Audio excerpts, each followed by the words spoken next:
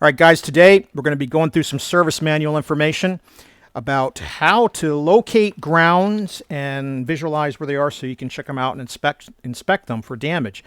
I'm going to start off with this first section of the service manual, which talks about how the electrical schematics are zoned, right? And so this is just the jargon that GM uses for identifying on a circuit schematic where the ground or the splice or whatever the connector is that you're talking about is located.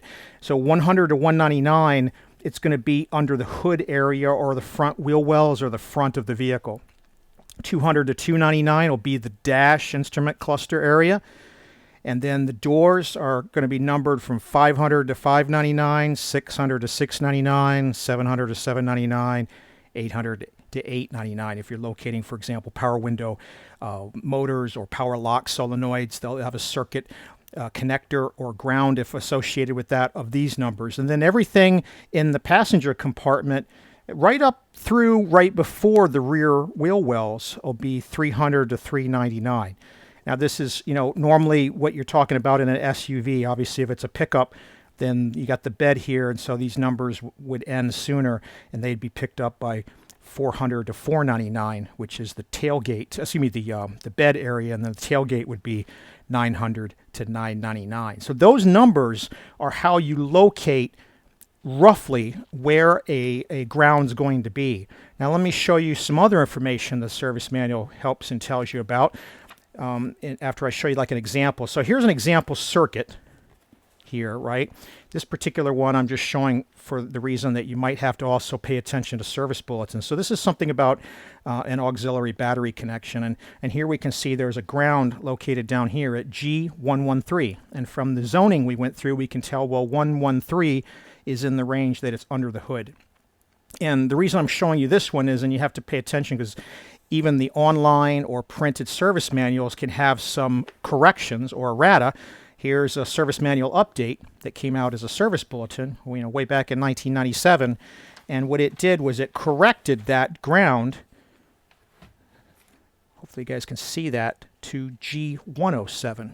So they changed the numbering on the ground. Whoops, knocked the camera there.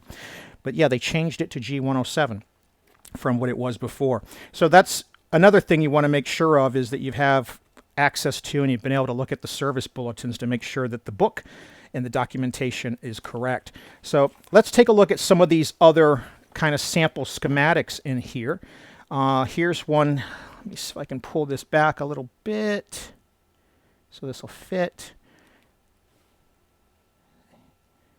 Yeah, so here's one where I've got the inflatable restraint sensing and diagnostic module, the SDM.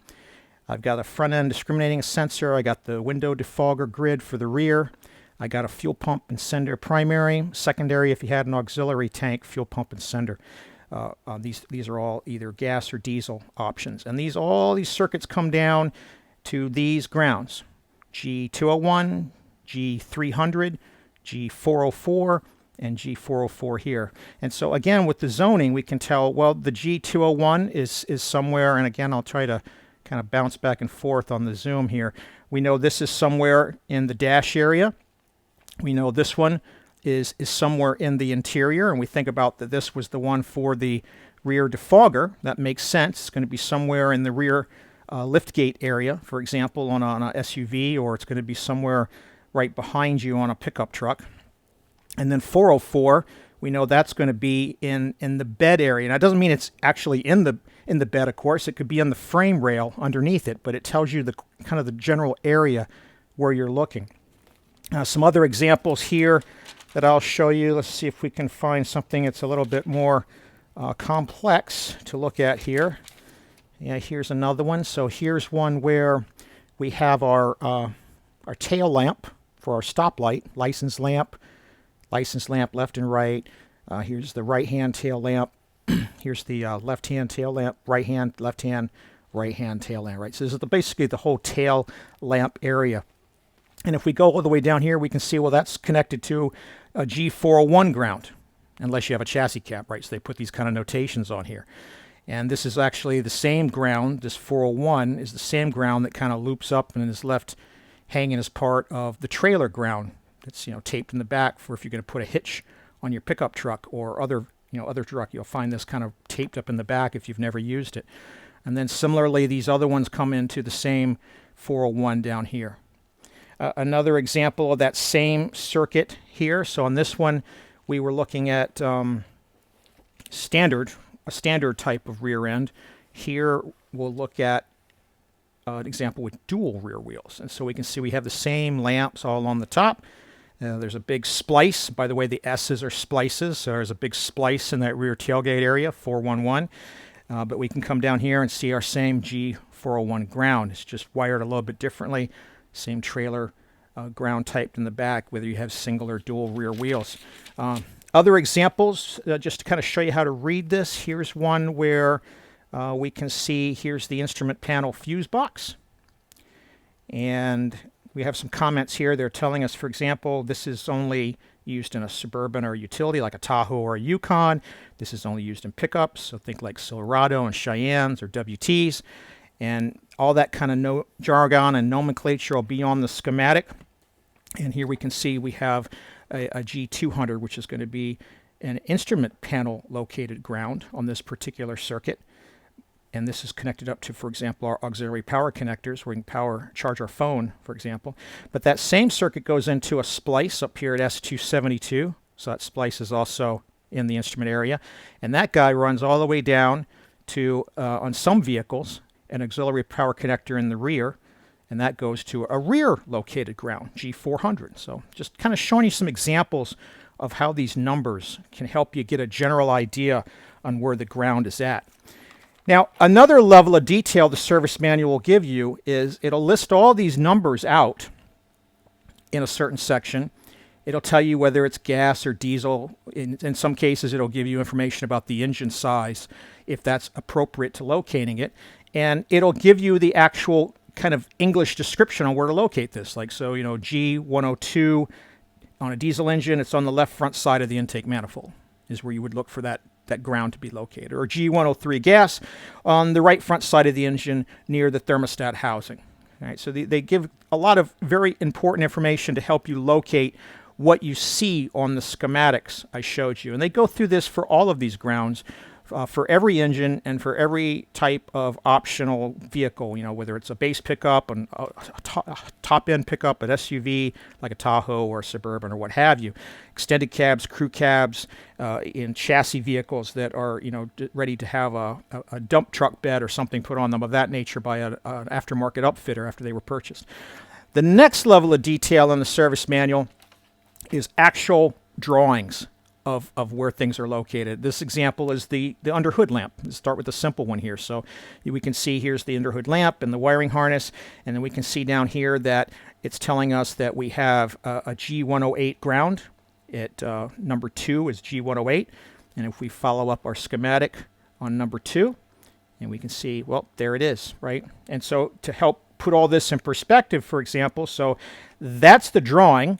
If I was still having trouble with it, and I flipped back to that other section we were talking about earlier, I could come over here and I could say, well, I'm looking for G108.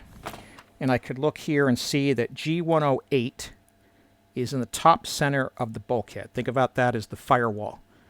And so I have a couple of different ways to visualize that. Now on this guy here, just to kind of show that, I'll cut as we go through these drawings, I'll cut through to some live shots on an actual vehicle of these grounds. So for example, I'll show you the G108. And if we take a look at our under hood lamp and we follow that guy down, we will find right over here on the firewall, there's our connection for G108's ground. And then if we keep going over here, this is just labeled as ground G113, but in the drawing what we can see is that there is a ground wire coming off the lamp harness, the front headlights and turn lights, located right kind of behind this front part of the frame area where the radiator is at. And that's number G113. And I'll show you an example of that one as well. Come over here on the driver's side and we head in, go right past the evap canister, right behind the filler neck for the washer fluid is going to be the G113 ground.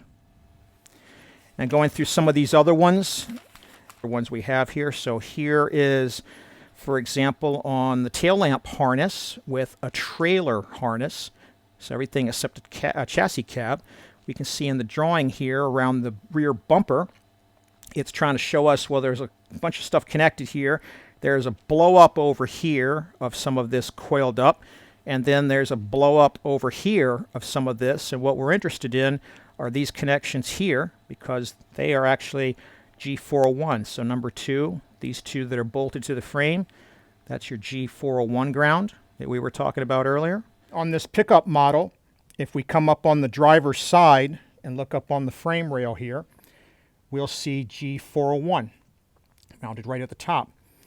Now, it shows sometimes on the picture that it's mounted on the inside.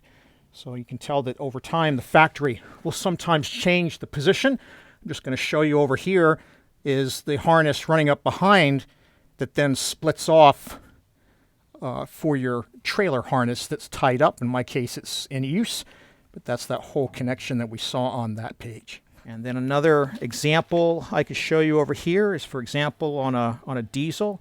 Here's a G104 and a 105 ground on a diesel. Kind of pull this out a little bit, and we can see those are attached to the engine. All right, guys, again on the 6.5 liter diesel, coming in here on the passenger side. Just gotta get up on top here for this one. You come in right past the CDR valve, and we'll see G105, and right in the back there, hopefully I can get you a view of that. Come over on this side, maybe.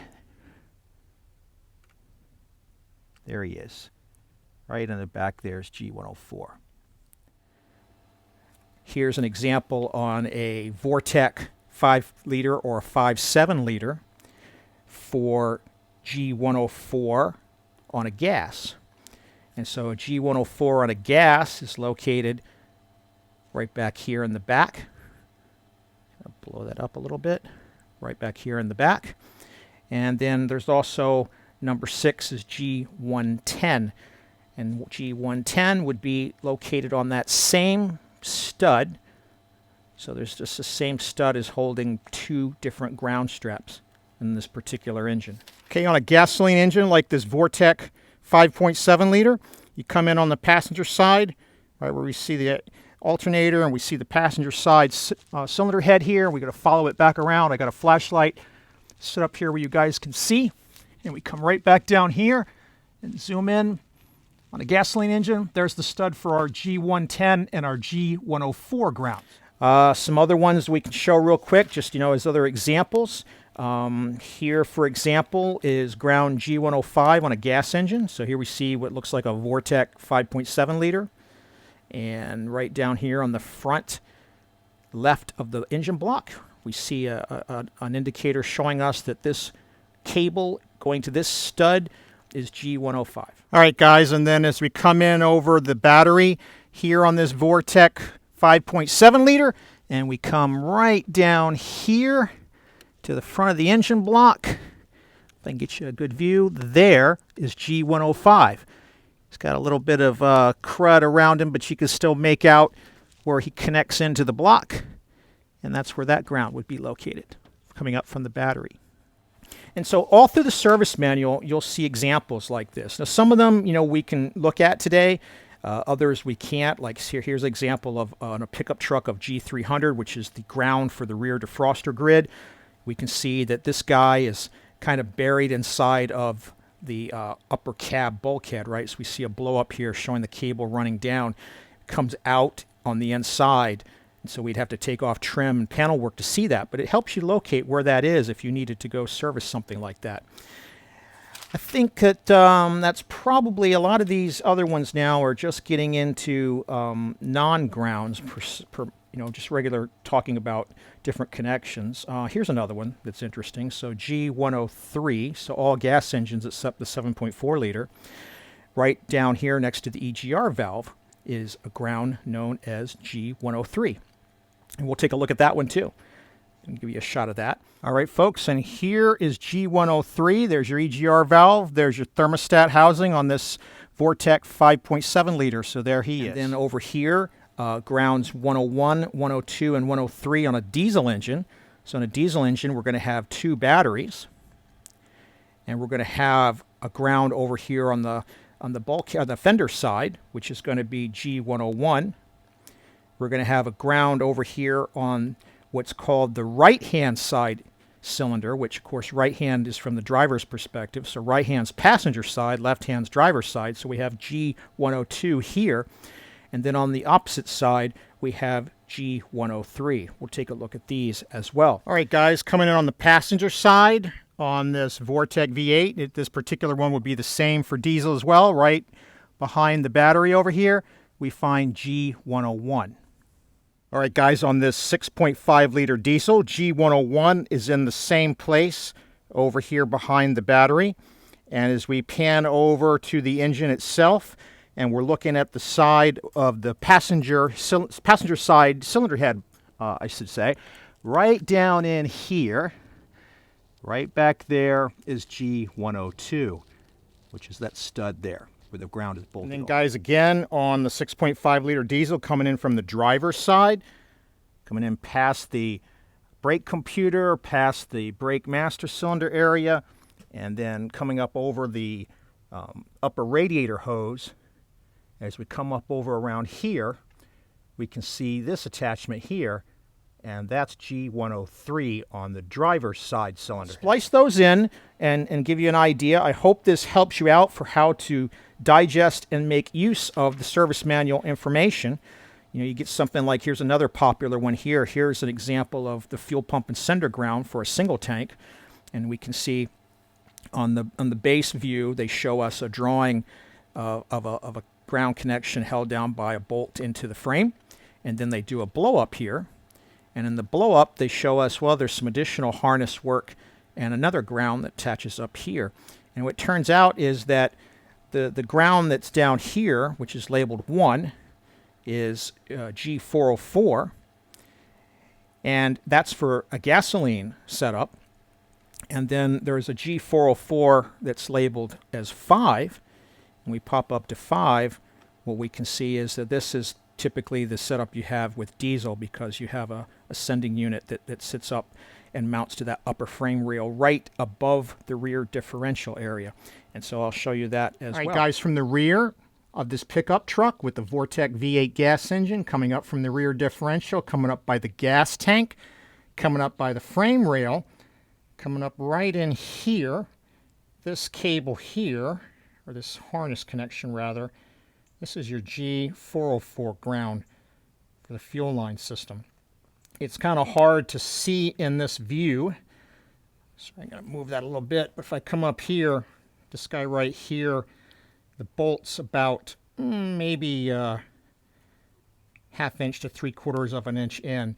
It's kind of hard to see with all the crud up here where it comes through the frame rail, but it's right about there. All right, guys, underneath the vehicle in the rear, here's the rear differential. We've got the drive shaft on the cross member above this on the utility models. This is a Suburban, but be the case on others as well. If we zoom in here, I've got the mirror set up for you. You can see G404 is attached right on the top of this cross frame rail here where the gas tank straps are attached. That's G404 on the utility. Guys, there's also some grounds that aren't in the drawings. Let me show you one of those. So here we're coming in from the front of this Vortec V8. It would be the same for this diesel engine as well. Right over here, as we look in our view to the left of the passenger side cylinder head, we can see that there's a ground strap attached down here on the frame, right there. And this guy connects up here, right below the heater pipes. You kind of see them right there. And that is G110. All right, guys, coming down from where the parking brake area is and coming right under here, I've got a light. I'm going to show you with this mirror where G200 and 201 would attach, which is right there. This helps you out, helps you find these grounds and check them and make sure that they are in good shape and not in need of replacement. I'll run some part numbers at the bottom for some of these ground straps that are replaceable, if you find that one is in need of replacing. If you found this useful, go ahead and hit that like button And if you like this kind of content, think about subscribing. Thanks for watching.